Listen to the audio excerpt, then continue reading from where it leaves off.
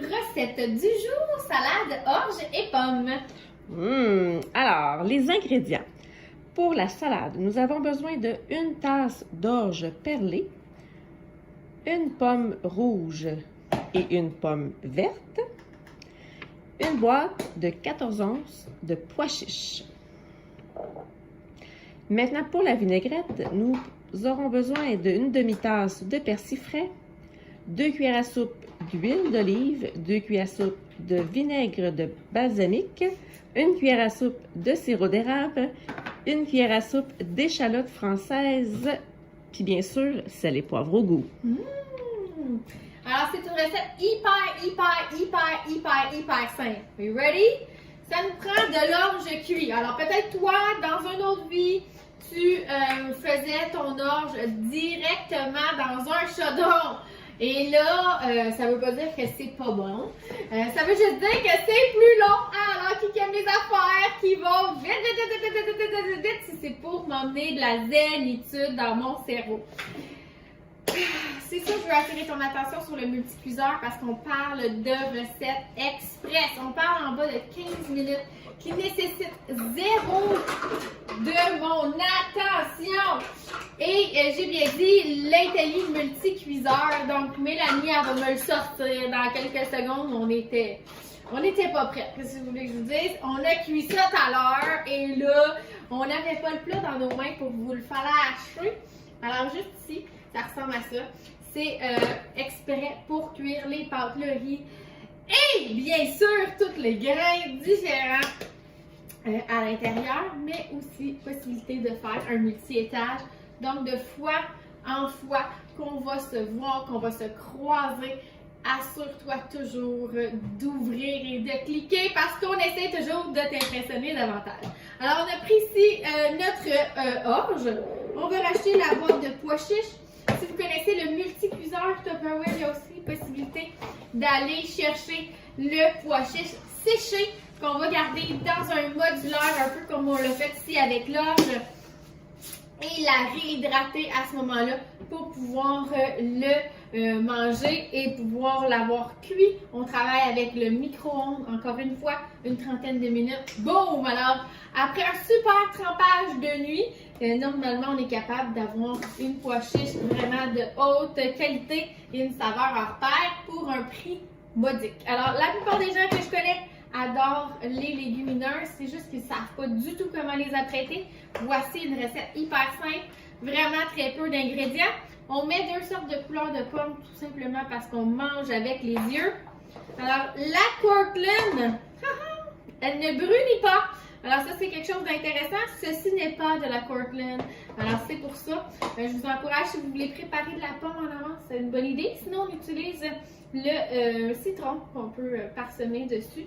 On ne l'a pas fait cette fois-ci, mais c'est une belle façon de s'assurer de pouvoir en préparer pour les lunchs et collations. Voilà. Alors, sirop d'érable.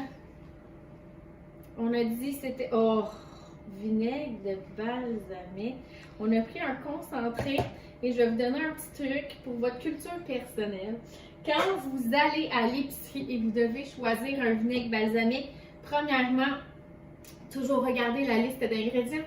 La première doit être le mou de raisin. Si vous regardez les ingrédients et vous trouvez du vinaigre de vin, je crois, c'est un filler, donc on essaie de vous passer quelque chose d'autre pour le prix qu'on veut payer plus cher et on n'aura pas la même profondeur dans le produit. Alors j'attire ton attention sur offrir ça en cadeau, le vrai vinaigre balsamique ou le concentré de vinaigre balsamique. Et même chose, demandez ça en cadeau. Ça peut se permettre à ce moment-là d'aller chercher une qualité hors pair, puis vraiment on va le ressentir en cuisine. Puis, ben, ça vous fait un petit peu plus d'excitation lorsque vous l'utilisez. Et c'est de ça qu'on recherche en fond, c'est d'aller chercher des petits bouts là, dans notre cuisine qui nous rend heureux, qui nous rend happy et qui fait que on a le goût, en fait, de cuisiner davantage. Les 2 dernières étapes, simple. J'ai rempli ici de persil. On va lâcher de façon assez simple. Là, tu as hockey en même temps. Oh my God, je sais pas si vous l'avez entendu, mais je crois que le Canadien vient de scorer, mesdames et messieurs. Wow. Le Québec, hein, qu'est-ce que vous voulez? Voilà, alors ici, facile, 2-3 secondes. Si j'avais eu de l'air, j'aurais pu le rajouter à l'intérieur. S'il y avait eu du bacon dans ma recette. Si vous n'avez pas vu la recette de salade de patates au bacon, nous-mêmes, on est excités de la cuisiner pour mieux éteindre la caméra et la manger. Voilà! Et dans le même hachoir, je vais mettre ici mon petit oignon. Et en quelques coups, même chose, ça va être fait. On a choisi l'échalote française parce qu'elle est un petit peu plus subtile. Elle va chercher un petit peu le côté un peu plus fancy versus l'oignon rouge qui est un petit peu plus, comment je pourrais dire, elle prend plus sa place dans une recette. Je la verrais plus accompagnée de tomates. Alors, on aime beaucoup ici la petite échalote française. Voilà.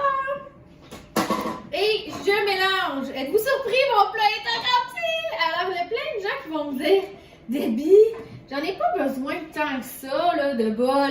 La réponse est, je pense que c'est parce que tu cuisines pas assez.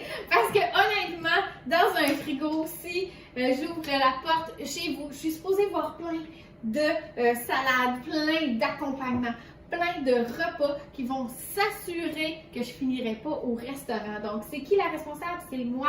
Je dois m'assurer moi-même d'en avoir préparé pour être motivée, dans le fond, de juste faire griller une viande, exemple, ou de m'assurer de juste avoir à créer un beau sandwich pour mettre avec ça dans ma boîte à lunch, encore une fois, pour pas me laisser influencer par mes collègues, d'aller, je sais pas moi, Fénéro, Saint-Hubert ou au Mexicain du coin. Alors que je vous montre, ça a l'air de quoi? Ça a l'air délicious, comme on dit, et évidemment, c'est hyper santé, hyper nourrissant. Et ça va me faire soutenir, ça va me soutenir en fait, jusqu'à l'heure du souper sans que je finisse à la machine, là, tu sais, où on va chercher une barre de chocolat ou un muffin à la cafétéria. Alors, je vous souhaite une magnifique journée en espérant que ça vous a inspiré à cuisiner.